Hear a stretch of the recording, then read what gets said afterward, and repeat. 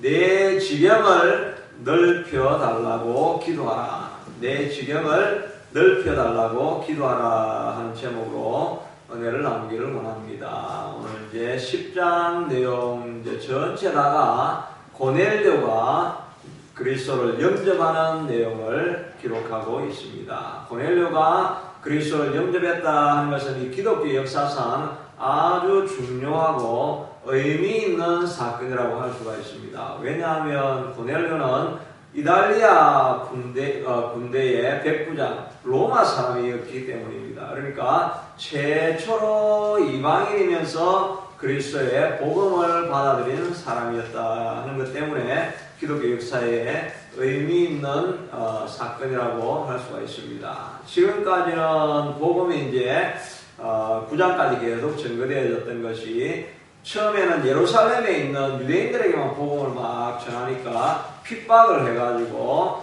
이제 사람들이 흩어지기 시작했는데, 흩어졌지만 그래도 여전히 유대 온 지역과 그 다음에 사마리아 지역까지만 복음을 전했습니다. 그러니까 다 유대인이죠.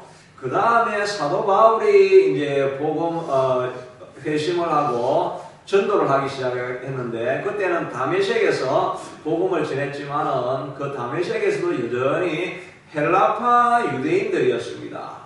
디아스포라 유대인들이죠. 멀리 흩어져 있던 그 유대인들에게 복음을 전했고, 그 다음에 예루살렘으로 내려와 가지고도 복음을 전할 때 그때도 여전히 헬라파 유대인들하고만 복음을 전했다 이렇게 되어 있지, 사도 바울이 이방인을 위해서 로마 사람들에게 복음을 전했다 그런 내용은 지금까지 나오지가 않습니다. 물론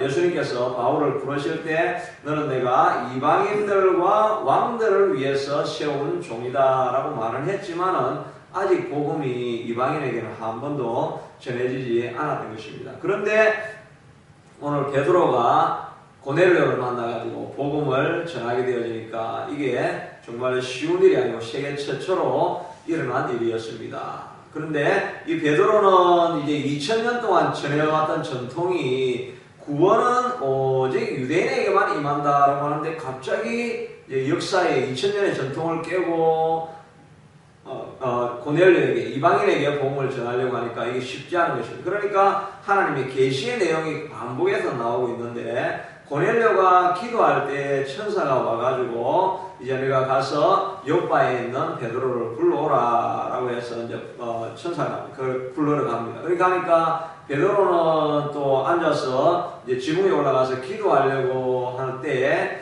기도하는데 환상 중에 보자기가 내려와서, 이 환상 이야기 잘 알죠. 보자기가 내려와가지고 안에 보니까 짐승이 있는데 율법에는 금지된 부정된 짐승입니다. 뭐 파충류들, 도마뱀 이런 것도 들어있고, 그 다음에 돼지 이런 음식은 먹지 않는 음식인데 내가 먹을 수 없습니다. 부정하면서 먹지 않습니다. 그렇게 하니까 하나님께서 깨끗하게 한 것을 내가 부정하다고 하지 말라. 그래도 못 먹습니다. 그러니까 또 보자기가 올라갔다가 내려오고 두 번 하고 세 번째까지 하면서 이것을 먹으라라고 하는데 이제 환상 중에 깨어났습니다. 그러니까 이게 무슨 뜻인가라고 이렇게 생각을 하고 있는데, 보니까 지금 가이사랴에 있던 고넬료의 종이 와가지고 어제 우리 주인이 환상을 보았는데 당신을 데려와서 말씀을 들으라고 합니다. 이렇게 해가지고 베드로를 이제 데려가서 그 집에서 복음을 전하게 되어집니다. 그러니까 고넬료는 앞에 1절에 보면은 경건해가지고 하나님 앞에 기도도 하고 구제도 했다 이렇게 말을 하고 있습니다. 그러면 그리스도인이 된 게 아닌가 생각할 수 있는데, 그리스도인이 된 게 아니고 이 사람은 유대인으로서 유대 종교를 믿어서 구약의 하나님만을 섬기고 있었기 때문에 복음의 내용을 모르는 것입니다. 예수님이 메시아로 와서 십자가에 달려서 돌아가시고, 그러므로 예수 그리스도를 믿어야 구원을 받을 수 있다. 이 복음을 모르는 것입니다. 그러니까 이 베드로가 복음을 전가하게 됩니다. 복음을 전가하는데 그때 오순절 마가다라방에서 일어났던 것과 같은 성령이 임하기 시작하는 것입니다. 그렇게 하면서 사람들이 능력을 받고 기쁨으로 찬양하고 방언을 이야기하는 것입니다. 그렇게 하니까 베드로가 내가 이방인들은 복음을 전할 수 없다라고 믿었는데 이렇게 성령의 역사가 확실하니까 어떻게 세례를 안 주겠느냐라고 하면서 그 그 자리에서 이방인에게 세례를 주었다 하는 이 좀 긴 이야기지만 이런 이야기가 오늘 본문에 있는 내용이라고 할 수가 있는 것입니다. 이 사건을 통해서 우리가 배울 수 있는 교훈이 무엇이었느냐 하면 첫째는 하나님은 모든 사람이 구원받기를 원하신다 하는 것입니다. 디모데전서 2장 4절에 보니까 하나님은 모든 사람이 구원을 받으며 진리를 아는 데 이르기를 원한다 라고 했기 때문에 우리가 모든 사람에게 복음을 전해야 된다 하는 것입니다. 그러니까 우리 교회도 지경을 넓혀서 우리 교회를 통해서 전 세계에 복음을 전하리라 이런 우리가 비전을 가져야만 하는 것입니다. 우리가 토론토에 있으니까 토론토에만 하나님이 복음을 전하시겠지 이렇게 하면 하나님께서 우리 꿈으로도 주시고 환상으로도 주셔가지고 세계에서 고난받고 있는 이 그리스도인들을 생각하게 만들어가지고 우리의 지경을 넓혀서 세계를 꿈꾸게 하나님께서 반드시 하시게 될 것입니다. 이 교회에 이제 저녁에 이제 예배드리는 사람이 아랍 계통의 사람들이 와서 예배를 드리지 않습니까? 그래서 제가 당신은 어느 나라에서 왔습니까? 하니까 자기는 카나다에서 왔습니다. 그래서 아니 카나다 말고 당신도 원래 마더 컨트리가 어디입니까? 이렇게 제가 물어보니까 이집트라고 합니다. 이집트의 그 그리스도인들인데 이 이집트 그리스도인들은 우리가 보통 콥트라고 이렇게 하죠. 그래서 콥틱 크리스티애니티라고 이렇게 이야기를 많이 합니다. 근데 콥틱 크리스티애니티가 요즘도 신문에서 아주 자주 많이 나죠. 왜냐하면 IS가 거기가 이집트가 이슬람 국가이기 때문에 이 핍박받는 그리스도인이고 그래서 폭탄 테러 여기 교회 핍박하는 교회 불지르고 파괴하고 이런 것 때문에 뉴스가 지금 계속해서 나고 있는 고난받는 이 그리스도인들이라고 이렇게 할 수가 있습니다. 그런데 이런 이제 우리 세계에서 일어나는 그리스도인의 뉴스에 대해서도 우리가 이제 관심을 가져야 됩니다. 우리 온 세상 교회이기 때문에 온 세상을 어떻게 섬길 수 있을까 하는 이런 것들을 우리가 비전으로 삼아야 한다 하는 것입니다. 이 콥틱 크리스찬들이 너무나 많이 핍박을 받고 많이 이제 죽어가고 이렇게 하고 있으니까 이 IS들이 다 이렇게 하는데 그들의 목표는 그래가지고 이 크리스찬들이 화를 내가 이제 자기도 폭동을 일으키는 거예요. 한 번만 폭동을 일으키면 이제 보복할 충분한 이유가 있으니까 이제 IS가 엄청나게 공격을 하게 될 거라는 것입니다. 그러니까 늘 이분들은 이 콥틱 크리스찬들은 핍박당하는 가운데서도 우리는 하나님의 폭력을 쓰지 않고 너희들을 용서한다는 그런 메시지를 계속해서 전하게 된다는 것입니다. 그래서 관을 들고 가면서도 외우는 시가 있는데 이 시 읽는 시 일부를 제가 기사를 보고 이렇게 발췌를 해보니까 이렇게 되어 있습니다. 당신은 증오하고 죽이지만 결코 그것으로 당신을 사랑하는 하고 당신을 위해서 기도하는 우리를 막을 수가 없습니다. 사랑하는 형제 IS여, 나의 아버지의 종교는 당신을 무찌르는 무기가 아닙니다. 나의 아버지의 종교는 상처 입은 사람들에게 생명의 의사, 닥터를 보내게 됩니다.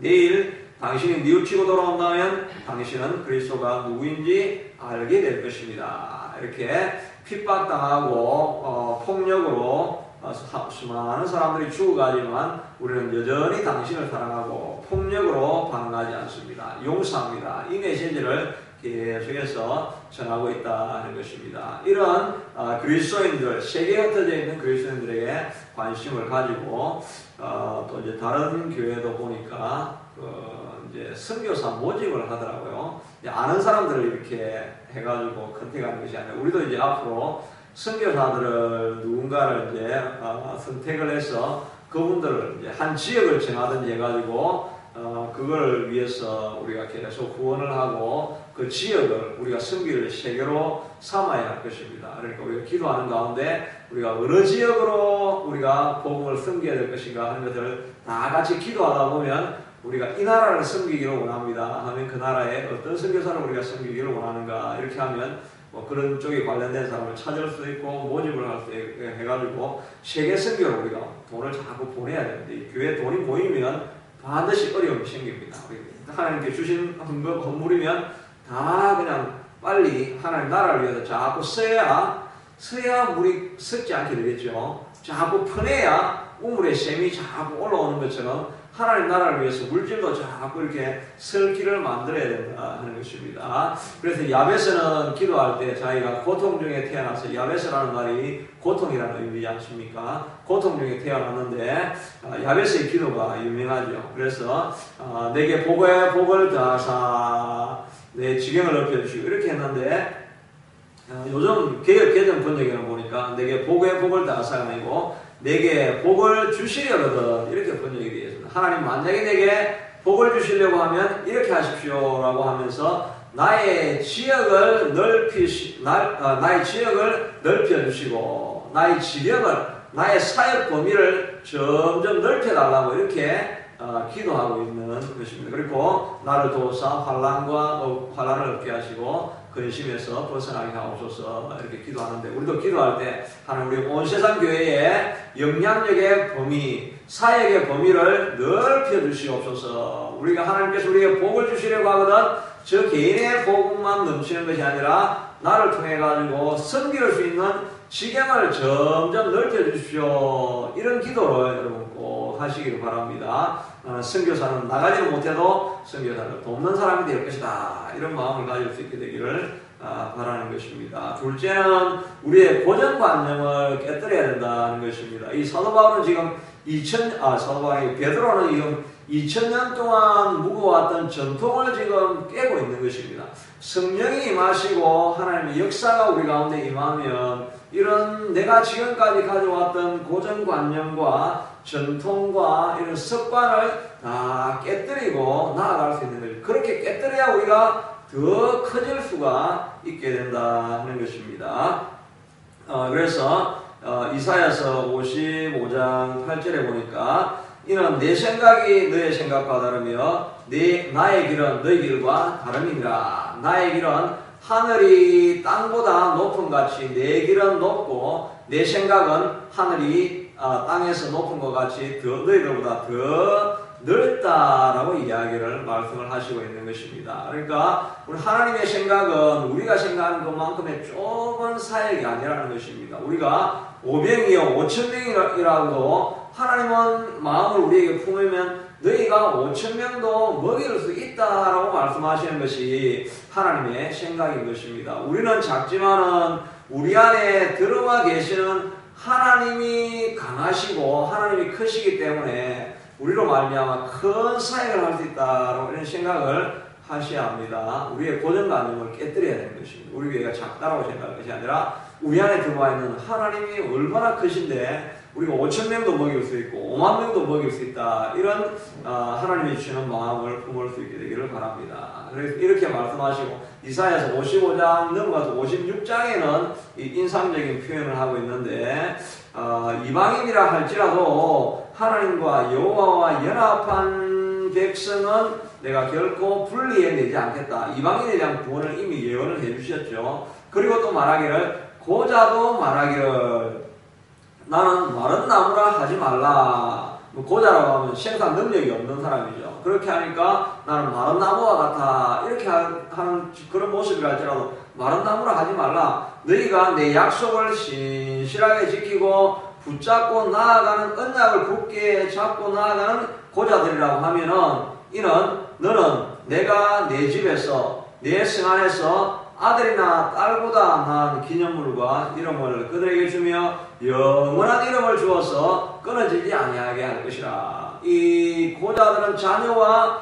아들이 없는데 딸과 아들보다 더 나은 기념물, 선물을 주고 네 이름이 자손은 없지만 끊어지지 아니하는 새로운 복을 주시리라. 이렇게 약속을 해주셨다는 것입니다. 생리적으로 이게 피지컬리는 이제 어떤 생산도 할 수 없는 그런 존재라 할지라도 하나님께서 더 생명보다 더 나은 것들을 우리에게 보여주시겠다고 말씀해 주시는 것입니다. 우리의 기능을 보면 어떤 부분에서는 나는 더 이상 이제 아무것도 할 수 없다, 마른 뼈와 같아, 이런 상황이 있다 할지라도 하나님은 우리에게 네가 고자랄지라도 절대 마른 나무라 하지 마라. 이제 내가 너 아들 딸이 없다 할지라도 내 이름이 영영히 남는 길을 내가 보여주겠다라고 하는 것이 하나님의 생각이라고 하는 것입니다. 그러므로 우리가 기도하면서 하나님, 내 삶이 아무리 지금까지 열매가 없었다 할지라도 지금부터는 내가 마른 고자와 같아 할지라도 이제부터는 내가 반드시 큰 열매를 낳는 인생이 될 것입니다. 내 지경을 넓혀주십시오 하고 기도하고 나아갈 때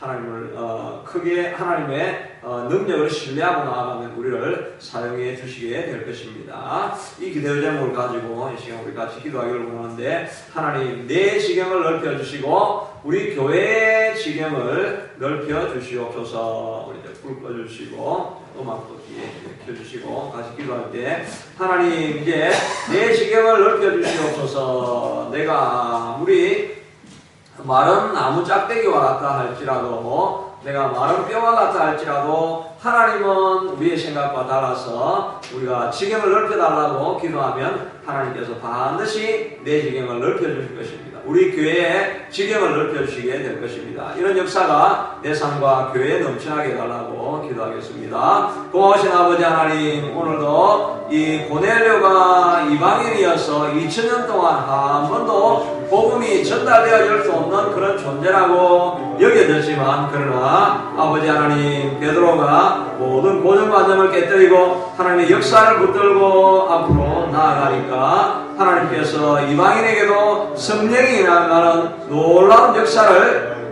보여주셨습니다. 여호와 아버지 하나님, 하나님의 생각은 우리의 생각과 달라서 크고 높다고 말씀하여 주셨사오니, 우리의 능력이 연약하고 부족하다 할지라도 하나님이여, 우리가 하나님을 모시고 있기 때문에, 주의 성령이 우리 안에 들어와 계시기 때문에 아버지 하나님이여, 주님, 우리가 믿음으로 기도하고 나아가면 아버지 하나님, 우리에게 오병이어의 기적도 반드시 일어나게 될 것입니다. 우리가 모자라고 부족하다 할지라도 하나님 앞에 기도하고 나아가면 아버지 하나님이여, 우리로 말미암아 5,000명이 밥을 먹고 5,000명이 생명을 얻고 5,000명 5만명이 영향력을 입는 그런 역사가 우리로 말미암아 반드시 일어나게 될 것입니다. 우리를 바라보면서 나는 마른 나무 짝대기와 같다라고 말하지 말게 하시고, 마른 나무 짝대기와 같다 할지라도 하나님께서 함께 하시고 하나님께서 사용하신다고 한다면 아버지 하나님, 우리가 열매를 맺게 될 것이고, 자손들을 통해서 아니라 할지라도 다른 길을 통해서 우리의 이름이 영영이 남게 하나님, 이런 사역들로 넘쳐나게 하실 것입니다.